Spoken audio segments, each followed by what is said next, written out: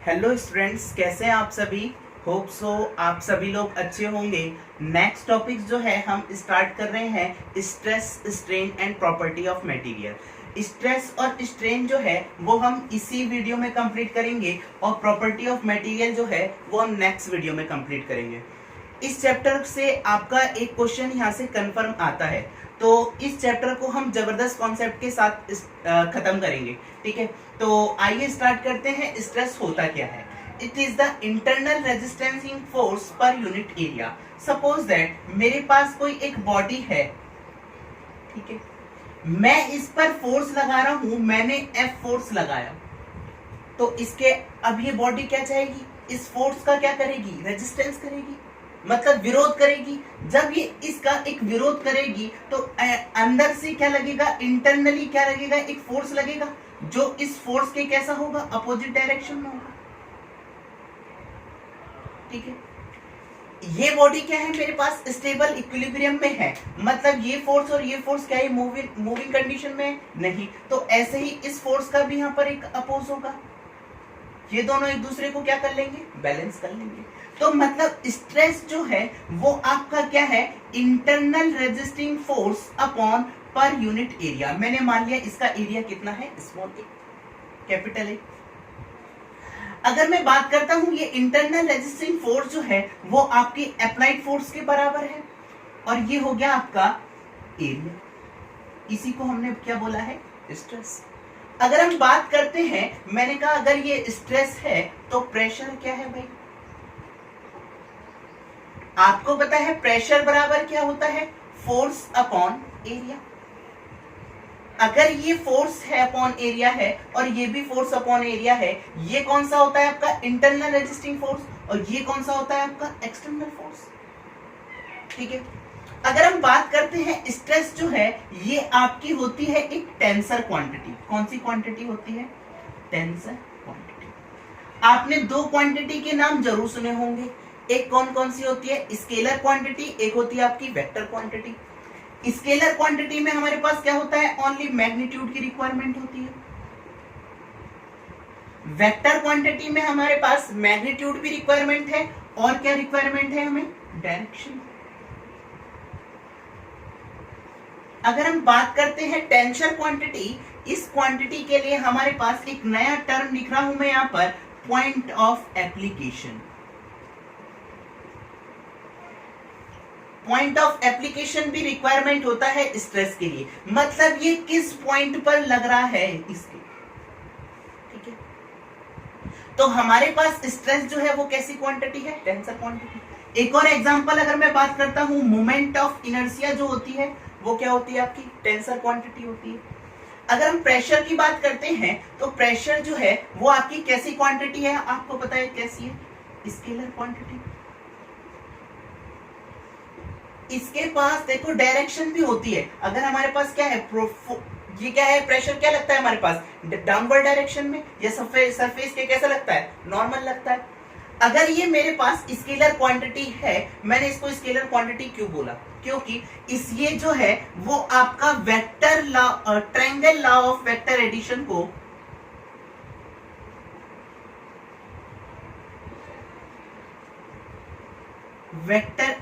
को फॉलो नहीं करती है, इसीलिए हम इसको क्या बोलते हैं? Scalar quantity. ठीक है, अगर हम बात करते हैं आगे, स्ट्रेस जो हो गया, हमने ये लोड जो लगाया है वो हम ऐसे भी लगा सकते हैं, ऐसे भी लगा सकते हैं, तो उनके बेसिस पर हमारे पास डिफरेंट डिफरेंट तरीके के स्ट्रेस डेवलप होते हैं। आइए उनको डिस्कस करते हैं।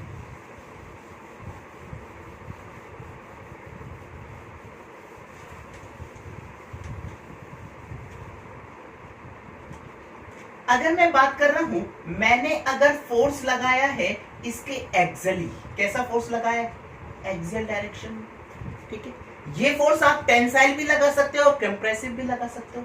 अगर आप ऐसे फोर्स लगा रहे हो, एक एक्सियली फोर्स आप क्या कर सकते हो? ऐसे लगा सकते हो। ठीक, यहां पर अगर और तरीका क्या है हमारे पास? मैं इसको क्या कर सकता हूं? ऐसे भी लगा सकता हूं फोर्स। और क्या तरीका है हमारे पास? इस फोर्स को मैं कैसे लगाऊं?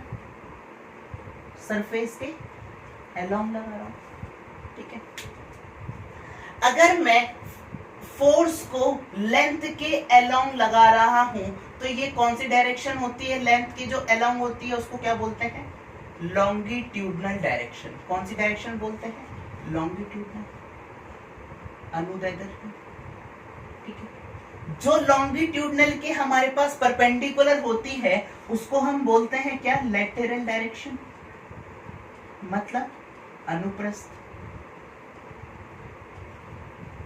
यहां पर जो हमारे पास स्ट्रेस होता है वो क्या होता है? Force upon area.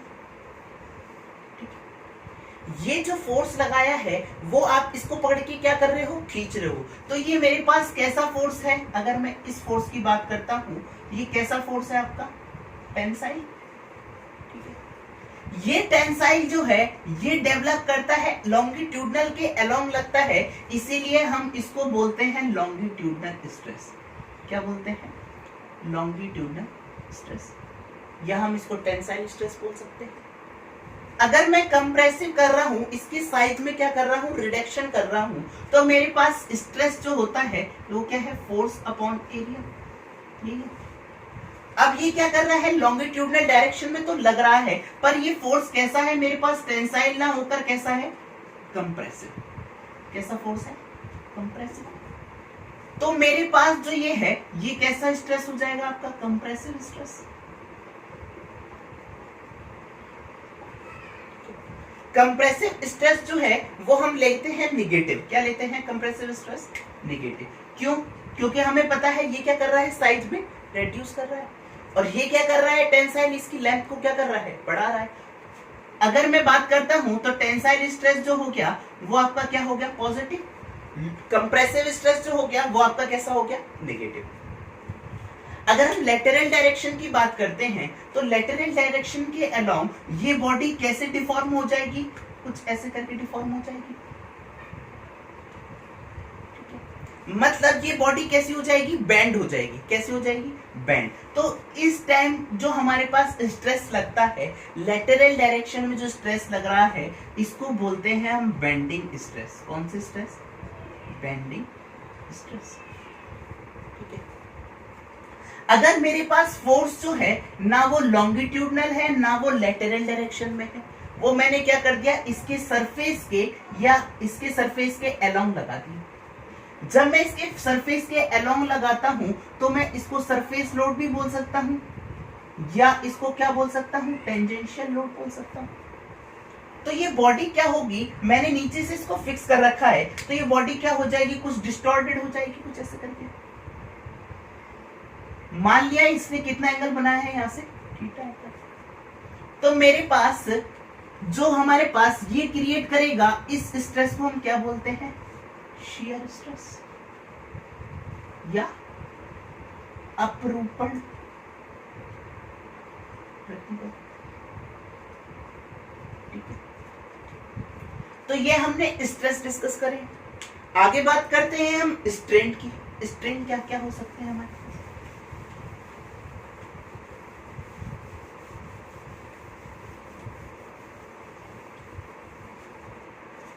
अगर हम स्ट्रेन की बात करते हैं, स्ट्रेन का मतलब होता है आपकी विकृति। क्या होता है? विकृति, ठीक है। तो स्ट्रेन जो है, सपोज दैट मैं एक बॉडी है, मैंने इस पर फोर्स लगाया, एक्सियली फोर्स लगाया, कुछ ऐसे करके, ठीक है। जब मैं इस पर फोर्स लगाऊंगा तो ये बॉडी कैसे करके इलोंगेट हो जाएगी? कुछ ऐसे करके।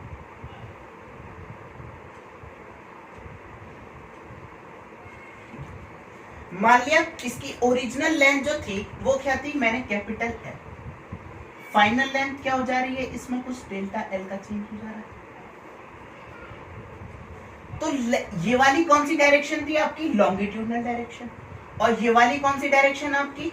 Lateral direction. तो मेरे पास जो स्ट्रेन जो डेवलप होता है लेंथ के अलोंग, उसको हम बोलते हैं लॉन्गिट्यूडनल स्ट्रेन।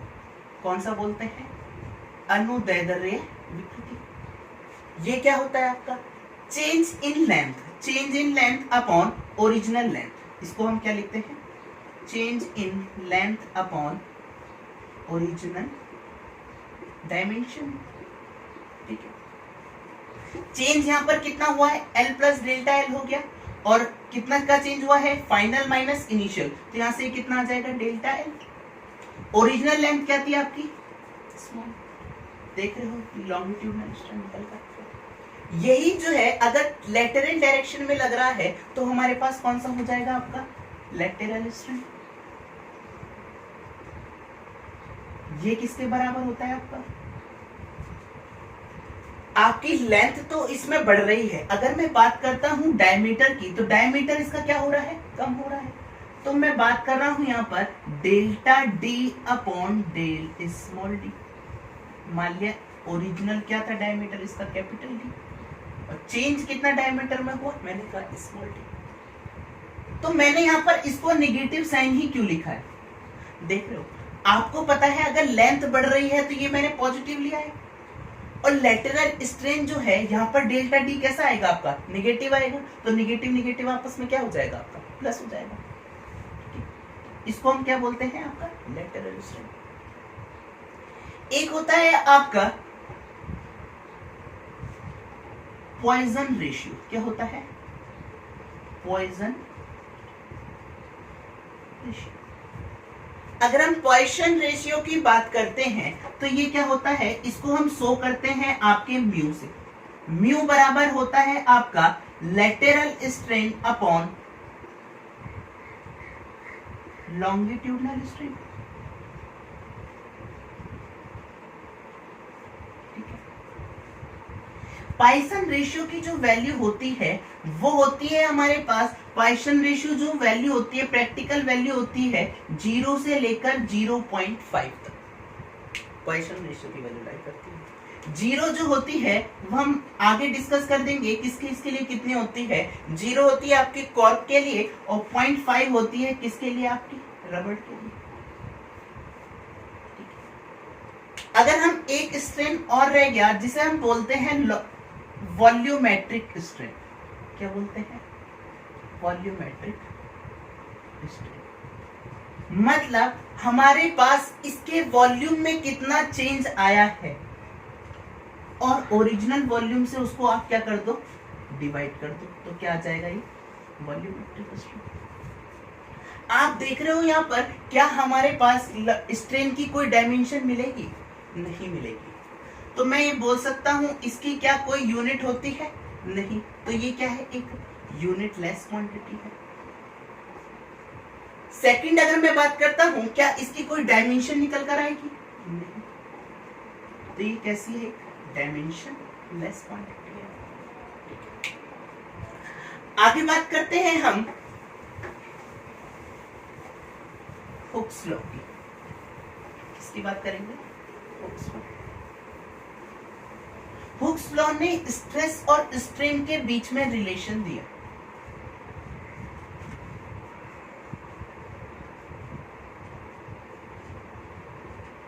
ठीक है, इन्होंने कहा कि जब हम किसी बॉडी पर स्ट्रेस लगाते हैं या फोर्स लगाते हैं, ठीक है, तो इसके अलोंग जो है जब लीनियर डिफॉर्मेशन होता है, जितना मैं स्ट्रेस लगा रहा हूं उतना ही क्या स्ट्रेन डेवलप हो। तो विद इन द ऐसे कहां तक लिमिट तक वैलिड होगा। अगर मैं हुक्स लॉ की बात करता हूं, इसके लिए पहले हम कंडीशन की बात करते हैं कि क्या हमारे पास कंडीशन रिक्वायरमेंट है। हमारे पास जो मटेरियल होना चाहिए should be homogeneous and isotropic. Homogeneous का मतलब यह है कि उसका जो कंपोजिशन होना चाहिए वो होना चाहिए सेम। हमारा कैसा होना चाहिए, सेम। ऐसा नहीं है कि यहाँ पर मटेरियल ज्यादा है या मटेरियल कम है। कंपोजिशन क्या होना चाहिए, थ्रू आउट द बॉडी क्या होनी चाहिए, सेम। आइसोट्रोपिक की अगर मैं बात करता हूं तो आइसोट्रोपिक में हमारे पास प्रॉपर्टी जो होनी चाहिए डिफरेंट डिफरेंट पॉइंट पर, वो कैसी होनी चाहिए, सेम। ये हो गई हमारे पास कंडीशन। हुक्स लॉ क्या कहता है, हुक्स लॉ का स्टेटमेंट क्या है, within the proportional limit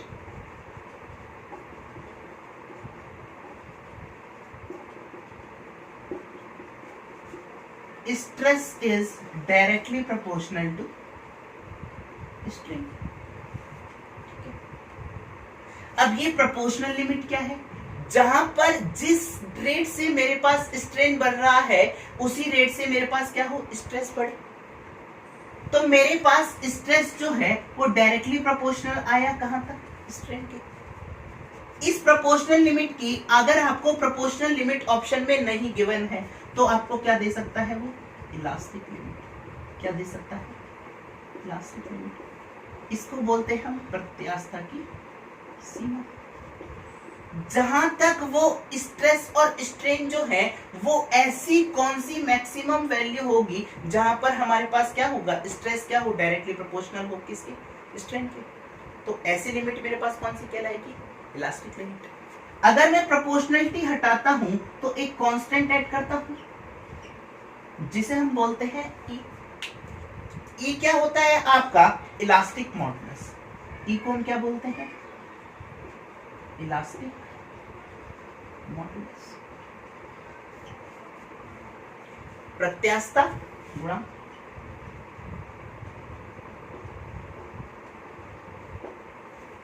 अगर हम बात करते हैं प्रत्यास्थता गुणांक जो है वो हमारे पास बॉडी अगर सॉलिड हो, लिक्विड हो, कैसी हो, तो हमारे पास प्रत्यास्थता गुणांक जो है वो हमारे पास कौन कौन से टर्म में कन्वर्ट हो जाएगा, देखते हैं। अगर मैं बात करता हूं सॉलिड की, तो सॉलिड के केस में हमारे पास ई जो है वो किसके बराबर हो जाता है, आपके कैपिटल वाई। इसको हम क्या बोलते हैं, यंग मॉडुलस ऑफ इलास्टिसिटी।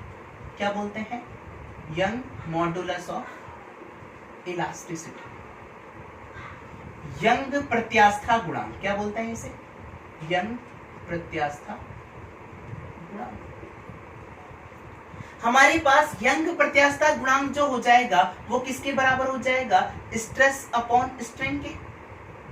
अब ये कौन सा स्ट्रेस है, अगर मैं लेंथ के, सपोज दैट मेरे पास एक बॉडी है, मैं इसके लेंथ के अलोंग फोर्स लगा रहा हूं तो मेरे पास कौन सा हो जाएगा, ये longitudinal stress upon longitudinal strain.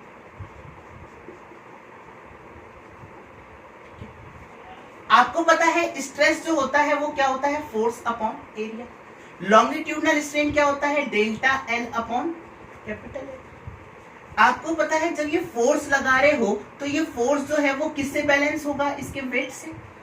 तो मेरे पास यहां से फोर्स जो है F बराबर mgl, ये एरिया मैंने मान लिया, ये इसका सर्कुलर है, मान लिया इसका एरिया है पाई आर स्क्वायर। तो यहां से क्या आ जाएगा, पाई आर स्क्वायर डेल्टा एल। ये आ गया हमारे पास रिलेशन।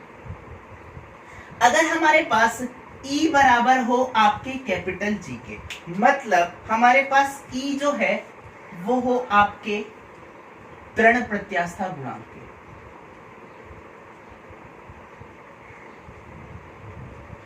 G भी लिखते हैं इसको और ईटा से भी रिप्रेजेंट करते हैं। अगर मेरे पास फोर्स जो है वो फोर्स लग रहा है इसके कैसे, सरफेस के parallel.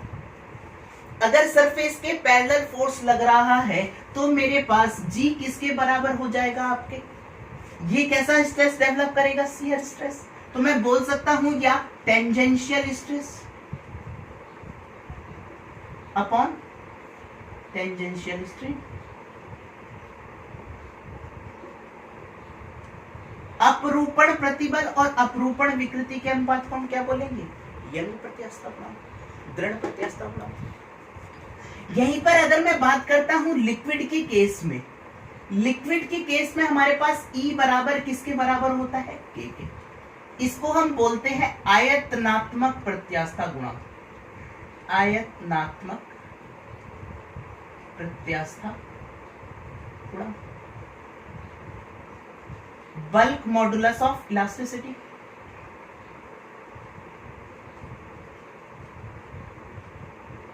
Bulk modulus of elasticity जो है वो हमारे पास डिफाइन होती है किसके लिए, लिक्विड के लिए। किसके लिए, लिक्विड के लिए।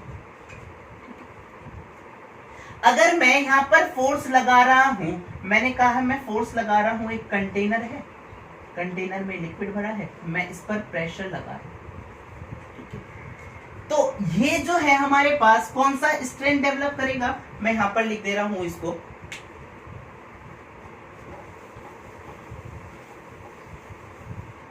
तो ये हमारे पास कौन सा स्ट्रेन डेवलप करेगा भाई, इसके पूरे वॉल्यूम में चेंज होगा नहीं होगा। अगर मैं प्रेशर लगा रहा हूं ऊपर से, तो प्रेशर की वजह से क्या होगा, मेरे पास स्ट्रेस डेवलप होगा। तो मैं बोल सकता हूं यहां से जो आपने प्रेशर अप्लाई करा है वो कैसा है, नॉर्मल। तो normal stress upon volumetric strain, ये बोल सकता हूं।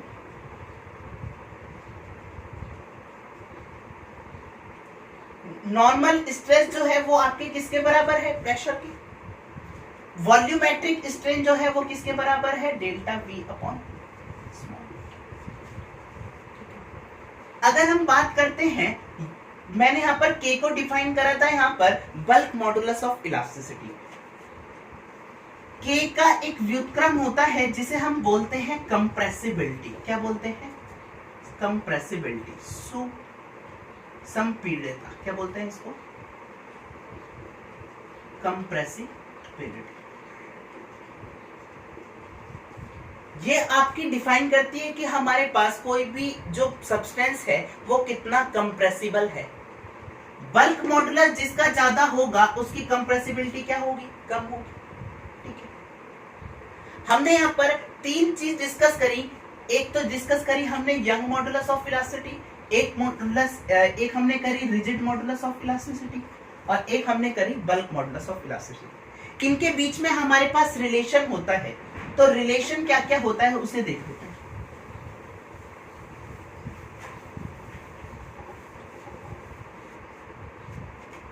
एक y था, एक g है जिसे हमने ईटा भी बोला है, और क्या है k।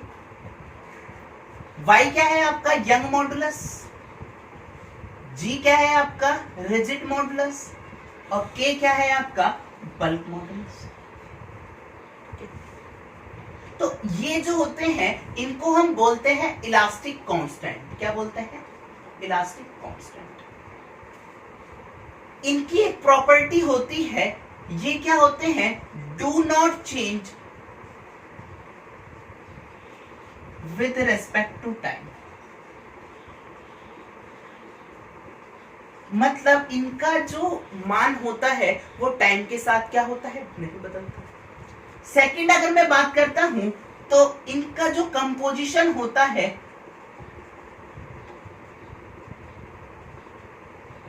Remain same. कैसा रहता है, हमेशा क्या रहता है, समान। अगर हम बात करते हैं तो इसमें एक E बराबर होता है 2G1 प्लस का म्यू। म्यू क्या है यहाँ पर हमारे पास, पॉइसन रेशियो।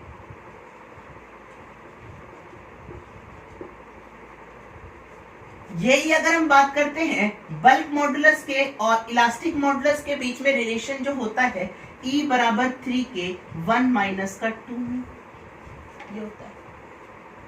अगर हम तीनों में रिलेशन देखते हैं तो वो किसके बराबर होता है, E बराबर होता है आपका 9 के G अपॉन 3 के प्लस का G, ये होता है, ठीक है। अगर हम लिमिट की बात करते हैं किसकी, G और K की, आपको पता है म्यू जो है वो कितना लाई कर रहा है हमारे पास, 0 से लेकर 0.5 तक। इसकी प्रैक्टिकल वैल्यू की अगर हम बात करते हैं तो अगर आप म्यू बराबर 0 रखोगे तो G का मान कितना आ जाएगा आपका, E/2।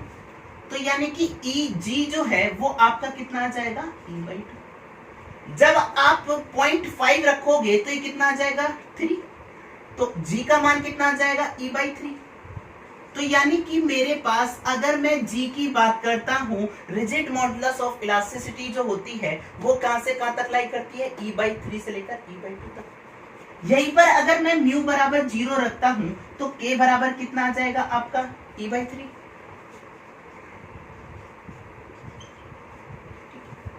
अगर मैं यहाँ पर म्यू बराबर 0.5 रखूंगा तो ये कितना हो जाएगा, 1। ये हो जाएगा 0, और 1/0 किसके बराबर हो जाएगा, इंफिनिटी। तो मेरे पास बल्क मॉडुलस की जो मेरे पास रेंज निकल कर आई है वो कितनी है, e/3 से लेकर इंफिनिटी तक। ठीक है, तो हमने इतना डिस्कस करा है आप लोगों से। नेक्स्ट वीडियो में हम स्ट्रेस डायग्राम और हम उसमें डिस्कस करेंगे आपसे property of material. So thank you so much for watching.